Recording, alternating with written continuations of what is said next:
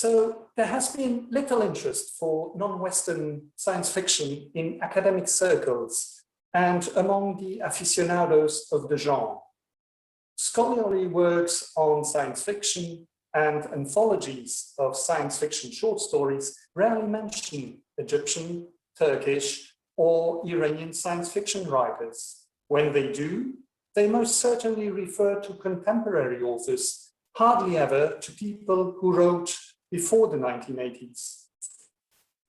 The thesis that scientific and industrial development were the major factors that led to the emergence of science fiction is one possible explanation for this generalized indifference. According to this thesis, it would be surprising that science fiction could be produced in lands where scientific, technological, and industrial advances were slow or inexistent. However, literary texts that could be classified as science fiction were written and published in Ottoman Turkey at the end of the 19th century and in the early years of the 20th century. They mostly dealt with the consequences that the adoption of Western technology, science, and political reforms deemed necessary for the survival of the empire would have on the future of the Ottoman state. This was obviously an important theme of the mainstream writings of the time as well, but though much has been said and written about the latter, little attention has been paid to emerging science fiction. Two terms must be clarified straight away. By Ottoman Turkish, I simply mean pre-Republican literature written in Turkish, mainly, but not only, within the borders of today's Republic of Turkey, which was founded in 1923.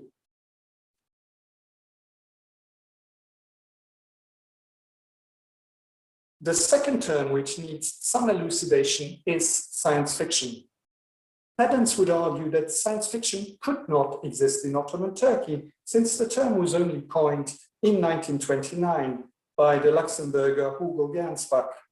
A few years earlier, he had invented the term scientifiction and defined it in the editorial for his new magazine, Amazing Stories, in April 1926 as, I quote, a charming romance intermingled with scientific fact and prophetic vision, end of quote.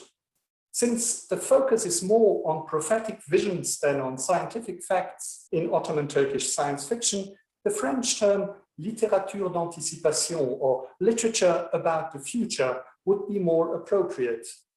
This term was used to describe, among others, some of Jules Verne's and H.G. Wells's works.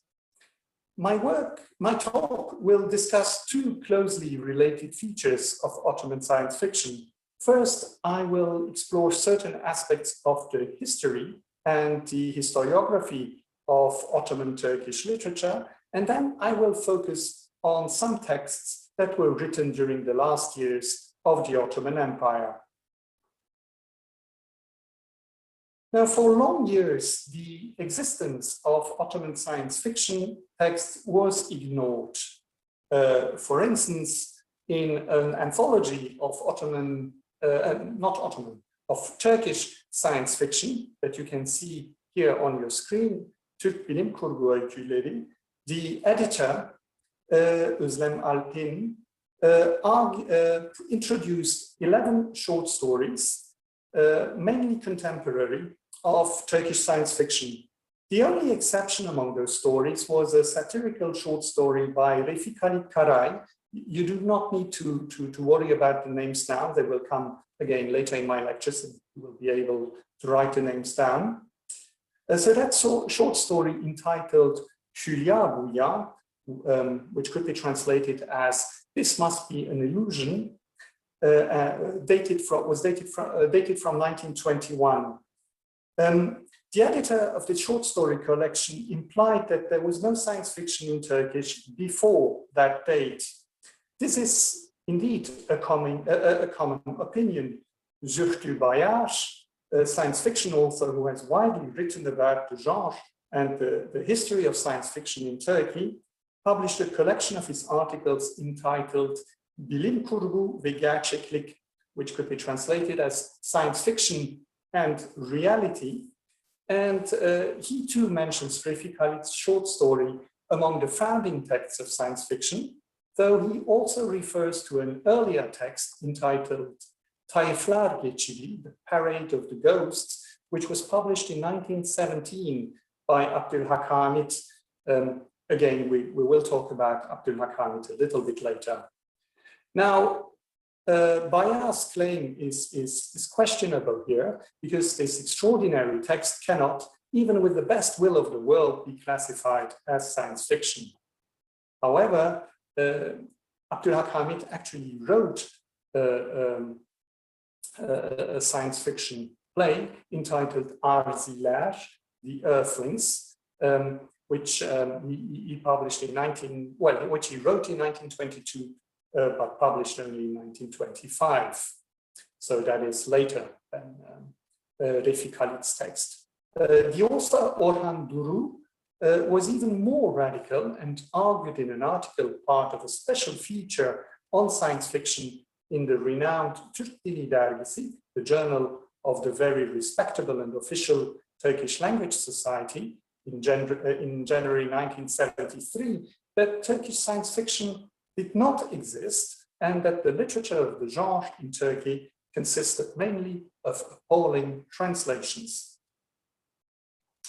Thankfully, this rather negative attitude has changed, and nowadays there are a great variety of works, of critical works, that engage with the genre.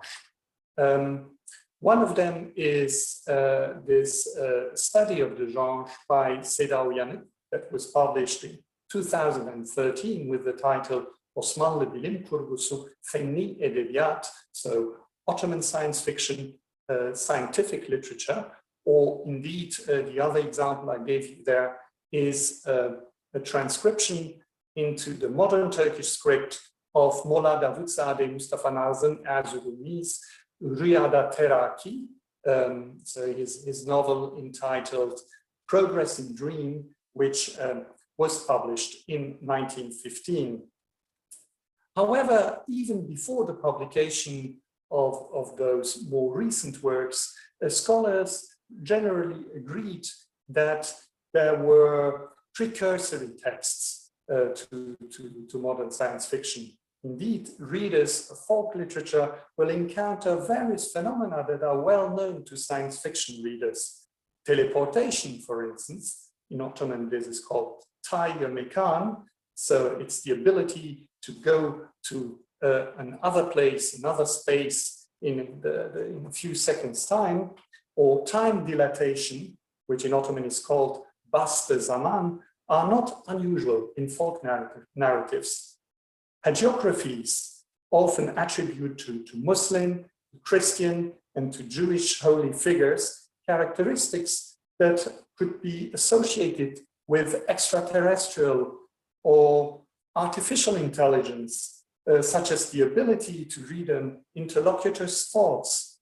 For instance, the hagiographic Velayetname-i Hacı Bektaş Veli reports that Hoca Ahmet Yesevi, an important poet and mystic, and some of his disciples used to turn into the forms of birds in order to go and visit important guests. In a completely different genre, the 17th century Ottoman traveler Evliya Çelebi mentions in his Seyahatname, his book of travel, which consists of a fascinating mix of very precise observations and complete fabrications, when he mentions the existence of submarines, robots, rockets, and indeed his Arfen Ahmet Çelebi, the legendary scientist and flying man. His Arfen Ahmet Çelebi even became the topic of a quite popular film a couple of decades ago, İstanbul Kanatlarımın Altında. And you can see the poster here on your screen. one should take into account that traditional tales, hagiographies, mystical texts, and even Evliya Çelebi's travel reports were the products of minds for whom extraordinariness and fabulosity were very much part of everyday life. Their authors were not writing about something that could eventually happen in the future, but about things that actually existed and happened, or at least they believed this. However, the texts published in the late 19th century were influenced by a more positivist worldview, a rational reflection about what could happen in the future as a result of technological, scientific, and political developments. However, we should not forget that examples of the earlier tradition, of the more mystical tradition, continued to be written at the end of the 19th century and the early 20th century. For instance, Filebeli Ahmed Hilmi's wonderful novel Amar-ke Khayal, The Death of Illusion, published in 1910, that relates extraordinary journeys, time traveling, and other fantastic events, all parts of a mystical quest. So though Ottoman Turkish science fiction in itself as a literary genre has only recently been paid attention by scholars, it should be underlined that the earlier academic works that dealt with late 19th and early 20th century literature, in those works, authors did mention that certain texts had the characteristics of science fiction, even though they did not discuss them as science fiction per se. And this is probably due to the fact that science fiction is very much considered a literal subgenre, and that it might have been considered impertinent to consider authors who are part of the Turkish literary canon, such as Yahya Kemal or Abdülhak Hamid, whom we will encounter later, to consider them authors as of science fiction would not have gone down too well among the mainly conservative scholarly establishment in Turkey. Such an attitude is unfortunately not unknown in the United Kingdom either. So I mean, science fiction has never really been considered part of serious literature. Another reason why science fiction fans are perhaps unaware of works published between 1928, which is the year of the alphabet reform in Turkey, so the switch from the Perso-Arabic script to the Latin script. You can see here the modern Turkish alphabet. Because of this switch, many readers today are unable to read the texts that have not been transcribed into the modern Turkish alphabet. An example of this, for instance, is Celal Nuri's Tarih-i İstikbal, so his History of the Future, which was published in 1915, and which is a futurological text, and another one of the founding texts of Turkish language science fiction. So science fiction fans might be aware of the existence of those works, but they are not necessarily able to read them if they have not been transcribed. On the other hand, it should be said that some researchers have a very reductive understanding of what science fiction is, and hence neglect remarkable texts. Whoever searches for little green men and women and interplanetary journeys in Ottoman Turkish science fiction will be disappointed, even though there is a play by an author called Ali Nihat called Merichte bir İnkılap, so a revolution on Mars, which was published in 1923, whose plot is based on a journey by an Earthling to planet Mars and his relationship with the Martians, in particular one Martian lady, but we do not want to talk about this. Now, Ottoman Turkish science fiction is mainly literature about the future. littérature d'anticipation. So even though only few science fiction texts were published in pre-Republican times, there was great interest for the genre. The works of Jules Verne, with whom you might be familiar, and of H.G. Wells, who was discovered much later in Ottoman Turkey, were very popular. Novels such as 20 milieux sous les mers, so 20,000 leagues under the sea, or De la Terre à la Lune, from the Earth to the Moon, were translated into Ottoman Turkish, and H.G. Wells's The Invisible Man and First Man in the Moon too were translated, and several times. It should be noted that Verne's Fenli romanlar, so scientific novels, this is what science fiction texts were called in Turkish, had a literary acceptance in Ottoman Turkey that they were denied in France. They were accepted as serious literature by Ottoman Turkish readers. Now, the conditions of birth of the Turkish novel had also an important impact on the late development of Ottoman science fiction. Akabi Hikayesi, the story of Akabi, which was the first novel in Turkish, was only published in 1851, but in Armenian characters. You can see the cover of the book on your screen.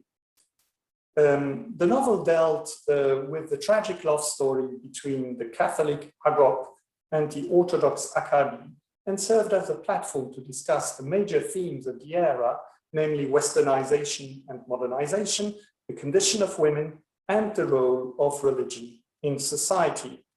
The first novel published by a Turkish writing Muslim was Ta'ashuq Talat ve Fitnat, the love of Talat and Fitnat, which you can see here on your screen. And this dealt with the conflict between the private aspiration of the main protagonists and the traditional and the traditionalist rigidity of society, which led to a tragic end. It must be said that Ottoman Turkish novels usually do not end very well. In the second half of the 19th century, reformist Ottoman intellectuals assigned a dual function to literary creation. It ought to be a guide leading to modernization and the product of a modern society. The westernizing reforms, political and literary, of the Tanzimat were undertaken in order to counter the threat caused by the growing political and economic hegemony of Western European powers in Ottoman territories. Ottoman writers appropriated new literary forms in the second half of the 19th century because they believed that the novel, drama, and journalistic writing were better adapted to the new role that they foresaw for literature. The classical Ottoman poet might have been in search for a reality that was beyond the boundaries of the sensible world, but the Ottoman writer during the 19th century was dealing with the very realities of his day. For him, and occasionally her, literature was a tool of education to enlighten the people. Though they did not disregard aesthetic issues altogether, their ultimate aim was to spread new ideas that would enable political reforms in the empire, not to create a perfect work of art.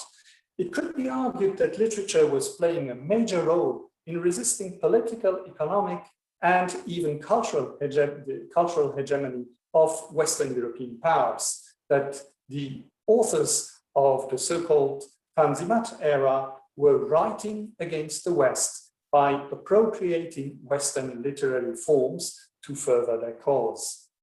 Mustafa Sami Effendi, the Ottoman traveler and diplomat, argued in his remarkable Avrupa Risalesi, Essay on Europe, published in 1840, that the Ottoman Empire had to free itself of its economic dependency on Western Europe, and that they could achieve this through spreading education and science. I am quoting Mustafa Sami. If science and perfection that were invented by Muslims, and hence our true heritage, could be spread among the peoples of the Islamic lands as it used to be, all the industries and the organization that the Europeans developed during a lot of time and with a lot of work could be spread among our peoples in very little time. This situation would be advantageous in every respect because we would not need to purchase goods or provisions produced in foreign lands anymore. The money usually spent for those imports would remain in our lands. Thus, our country and people would become prosperous. End of quote. As you can imagine, politics and literature were closely linked in the works of the writers who believed that literature had a leading role to play in the modernization of the empire and the enlightenment of the people. Namık Kemal, among others, argued that traditional Ottoman narratives should be discarded because they were unable to convey human realities, unlike the European novel. The latter, in particular the novels of Walter Scott, Charles Dickens, Victor Hugo, and Alexandre Dumas, were, I quote, immortal works that are a source of pride for our century of civilization, end of quote. Namık Kemal's condemnation of traditional narratives was ruthless, as can be seen, for instance, in the introduction he wrote for his play Celaleddin Harzemşah that he published in 1885. This is what he says. Our traditional stories consist of forms and descriptions of totally unnatural and unrealistic topics, such as the unearthing of treasures with charms, the diving into the sea and emerging from a writer's ink pot, the fact of being consumed with pain and splitting mountains with a mace. Since these tales are devoid of moral descriptions, of the elucidation of customs and the explanation of emotions, they cannot be considered novels. They are simply old wives' tales. Poems such as Hüsnü Aşk, which can be translated as Beauty and Love, and Layla and Mejnun must be considered from the point of view of their themes and narrative technique as mere treatises on mysticism, end of quote. There was, of course, a logic between Namık Kemal's arguments. According to him, traditional Ottoman literature, folk stories, or classical poetry was not suited for the new mission of the writer because of its lack of realism and the metaphoric nature of its language. The banishment from literature of what is called in French le merveilleux and inadequately translated as fantasy into English partly explains why certain types of literature, such as fantasy or horror literature, were very late developers in modern Turkish literature. Such a theoretical emphasis on realism was also, in the beginning, not really conducive of science fiction. But of course, there were very different interpretations of realism. For instance, in an article published on the 2nd of April, 1890, Ahmet Mithat Efendi argued that imagination and the imaginary were fundamental parts of the creative process, hence also of literary realism. And Ahmet Mithat even stressed that Jules Verne, science fiction author, was a much better novelist than Émile Zola, the naturalist novelist. It must be said here that the article was written as a response to one of the Ottoman Turkish disciples of Émile Zola, who had argued that scientific knowledge, close-up observation, and first-hand experience were the basis of a realist novel. According to Ahmet Mithat Efendi, literary realism could be divided into three branches. There was the social novel, represented by Émile Zola.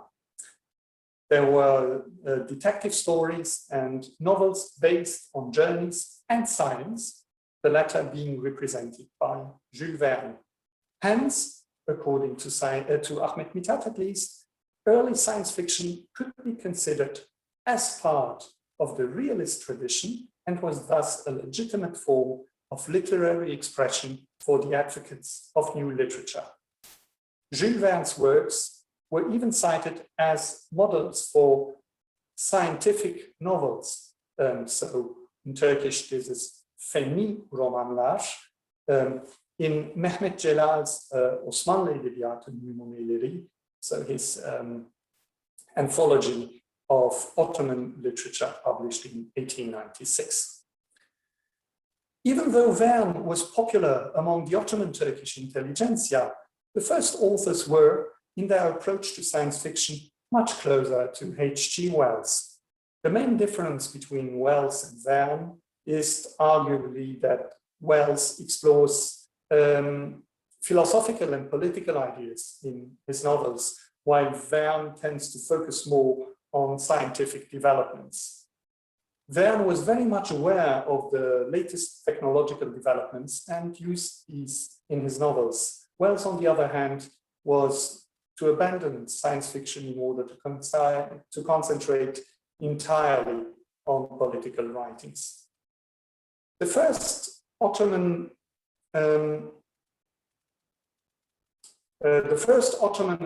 Turkish science fiction authors were, from a thematic point of view, part of the literary mainstream.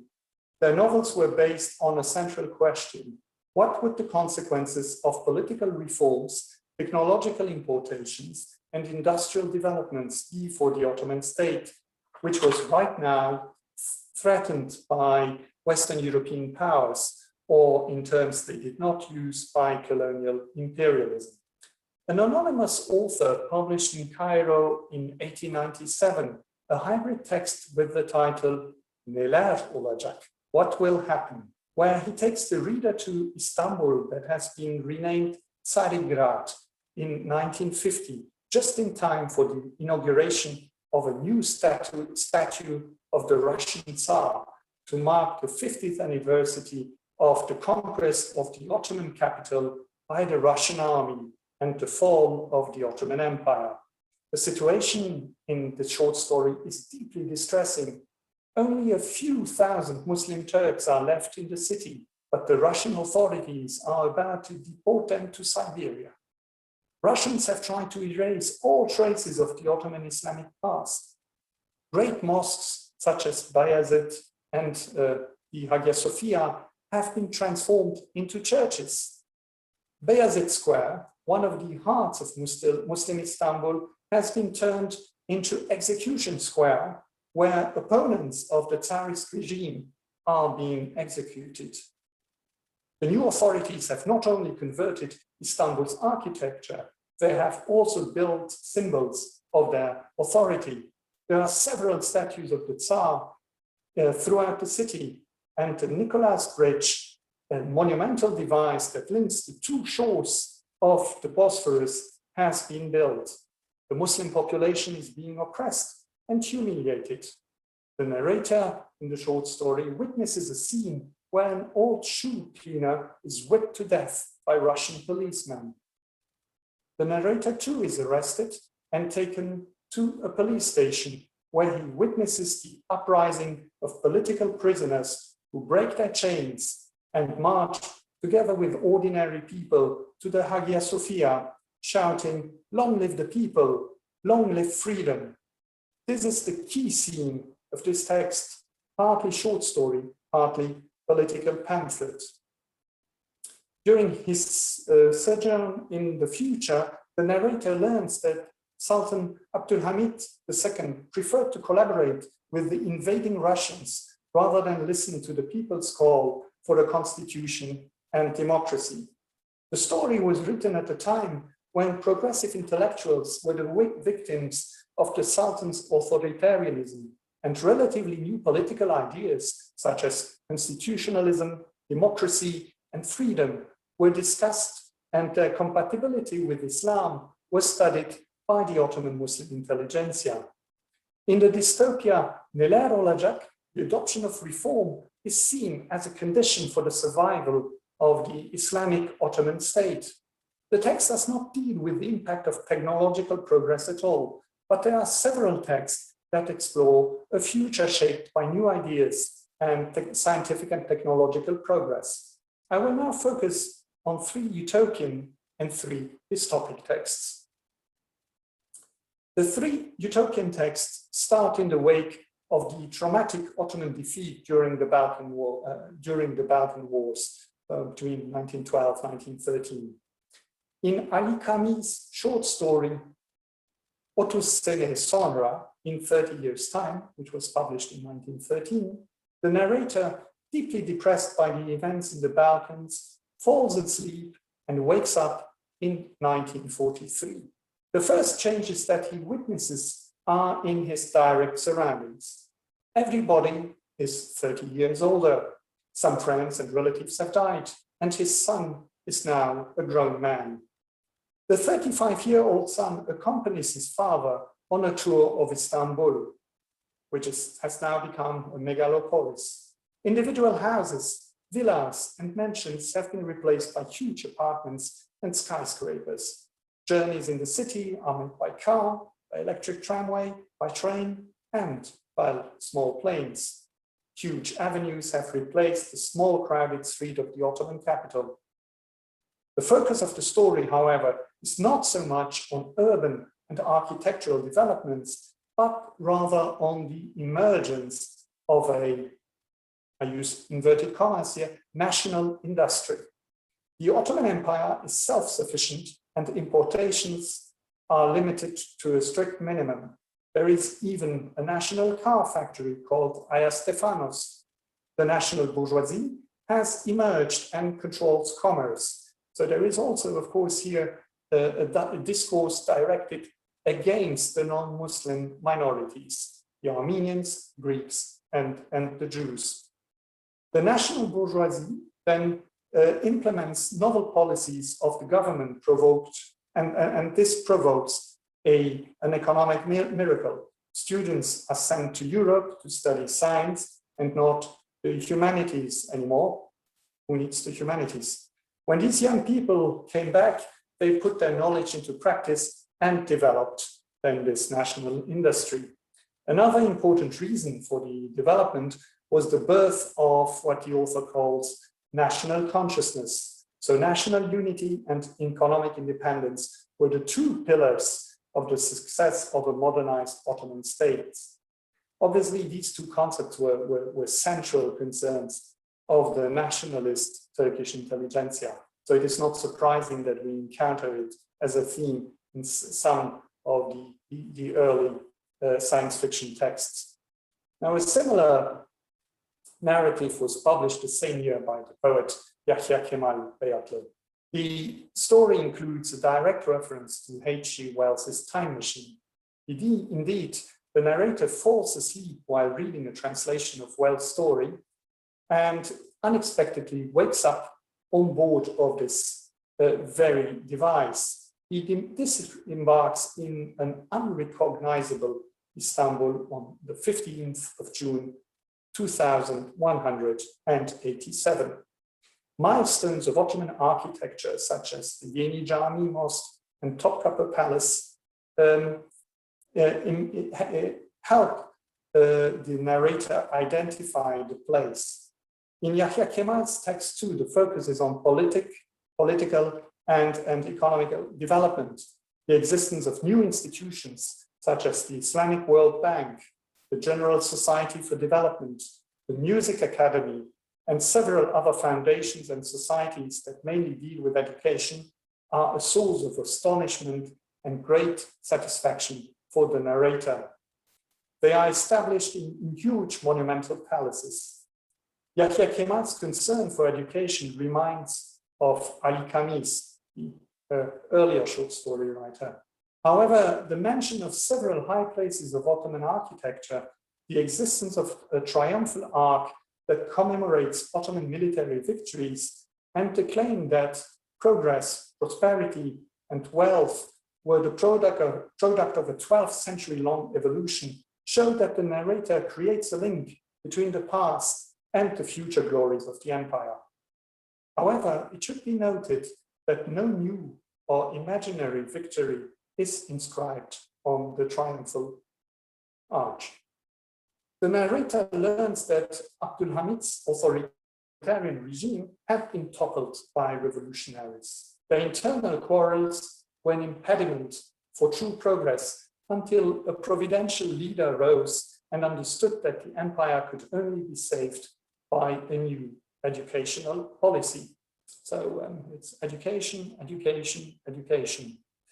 Yahya Kemal's text is quite naive and very close to the ideas of some of the early Tanzimat thinkers, early thinkers in the 19th century, such as the above-mentioned Mustafa Sami and Effendi, who believed that the generalization of obligatory education would be a panacea for all the ills of the empire. Yahya Kemal's Istanbul is a futuristic city where the tramway and air travel are the most common means of public transport, but it is still an Ottoman city, building on its glorious past. And among all the texts that predict a perfect synthesis between political modernization, technological advances, and the survival of the empire, Davutzadeh Mustafa Nazem's novel Riyada Terakki ve Medeniyeti Islami Rüyet, so Progress and Dream, or a vision of Islamic civilization, is the most interesting, and not only because it foresees an anti-Western union of Asian and African states. The despair caused by the defeat in the Balkan Wars is the starting point of this narrative too. The narrator meets an ancestor named Molla Davut in a dream, and you see that this motive of the dream comes again and again in this text. And so we see a combination between a more traditional theme, the theme of the dream and the role of dreams in creative literature, that is combined here then with a modern topic, the imagining of the future.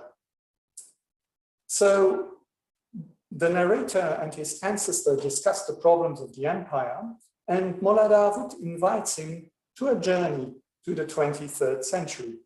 He hypnotizes the narrator, and both of them discover the new Istanbul.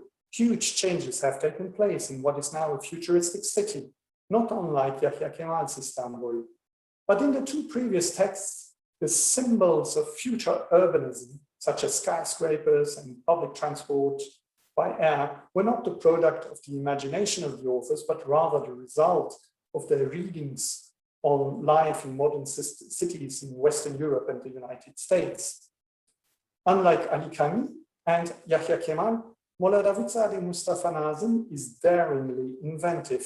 He mentions, among others, winged uniforms that are used to fly, water and wind-powered engines, and three-dimensional animated photographs. Much more worryingly, there is a converted gramophone that can record private conversations and elaborate systems of mirrors scattered all over Istanbul that allow the authorities to control the whole city. Molla Davutzadeh Mustafa Nazem's ideal city is a totalitarian state ruled by a fundamentalist interpretation of Islamic law. Men and women occupy public space at different times of the day, and they do not meet in public. Tea and coffee houses have run out of business because nobody drinks tea, coffee, or smokes the water pipe anymore. Schools only teach what the author calls useful sciences, and courts give their verdict in less than 24 hours. The narrator is told that after the defeat in the Balkan Wars, about 50 people left the mainland and colonized an island where they established the ideal state. They exported the model to the Ottoman lands. Molla Davutzadeh Mustafa Nazem's totalitarian vision of the future state reminds of Aldous Huxley's and George Orwell's dystopias. But unlike the latter, the Ottoman writer and inventor sees what I call techno-fascism as a way out of the political, cultural, and moral marasmus. Hence, it is, according to the author, a utopian, not a dystopic vision of the future. this latter point being, I believe, the most disturbing aspect of the novel. Now, the dystopic texts are different since they are not so much concerned with the impact of political and industrial modernization on national, cultural, and religious identity and on the future of the Ottoman state in general, but they rather focus on the impact of technology on the future of humanity. Celal Nuri, in an untitled short story at the end of his Tarikh Istiqbal, his history of the future, Abdulhak Hamid, in his plays Arziler, the Earthlings, and Refik Halit, in his short story Hülya Buya, this must be an illusion, paint a pessimistic picture of the future of humankind. The industrial colonization of the seas and the oceans, the disappearance of seasons, so basically climate change, the robotization of everyday life, the destruction of human relations, the vanishing of the differences between human beings and robots, between men and women, and the instauration of totalitarian governments are common themes in these three works. If some developments, such as the unity of humankind, the disappearance of ethnic, national, and religious differences, longevity, and eternal life could seem significant advances, well, at least to some of us, this is not an opinion that would have been shared by the three authors. Even though they seem to be focusing on the same topics and sharing the same pessimistic vision of the future city, a more detailed study of their texts, taking into consideration their ideological background, shows us that this is not the case. Refik Halit is not writing about any future city. He is describing Ankara in 1921. During the National Liberation War, Ankara became the capital of Mustafa Kemal Atatürk's independence fighters, who were openly defying the collaborationist regime of the Sultan. By writing about a totalitarian, robotized, and inhuman city, Refik Halit, who was a bit of a conservative, at least in constitutional matters, and wanted to preserve the monarchy, well, he was implying that the rebellion against the authority of the Sultan in Istanbul would cause a rupture of political and cultural continuity in the Ottoman Empire, and this would lead to a dystopic future. Arzilash, the play by Abdulhak Hamid, consists of a long dialogue between the spirits of two characters from earlier plays by the author.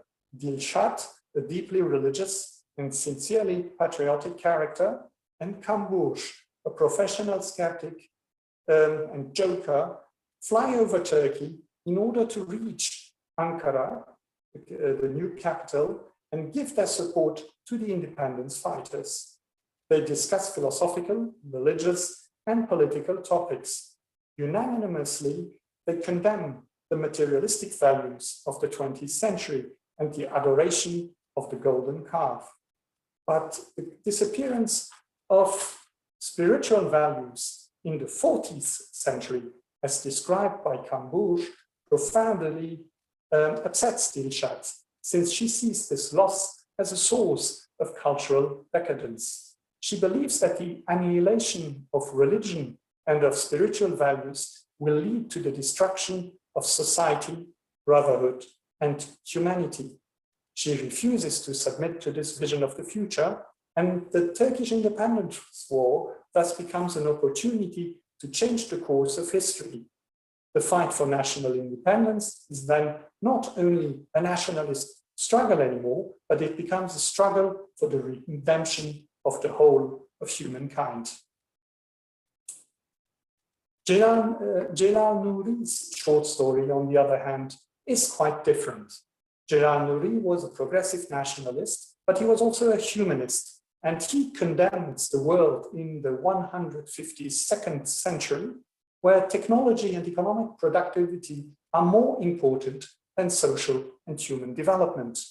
This condemnation has both humanistic and aesthetic reasons, since he mourns the disappearance of natural beauty and feminine grace in an industrialized world populated by asexual beings.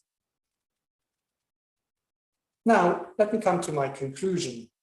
The first Ottoman Turkish science fiction authors focused on the main intellectual questions of their time, on the impact of political reforms and technological and scientific advances on the future of the Ottoman state. They gave answers that diverged in accordance to their political and philosophical convictions.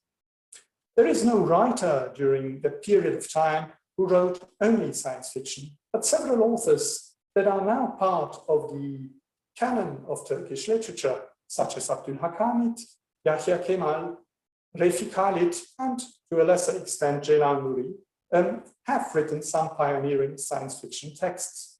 Literary history, like history in general, is full of ironies. Could there be any greater irony than the fact that some of the pioneering science fiction texts which explored the possible effects of modernization on the future of the Ottoman Empire, Turkish culture, and even humankind have now become inaccessible to the great majority of Turkish readers as the result of a supposedly modernizing alphabet reform. I thank you for your attention. Bye.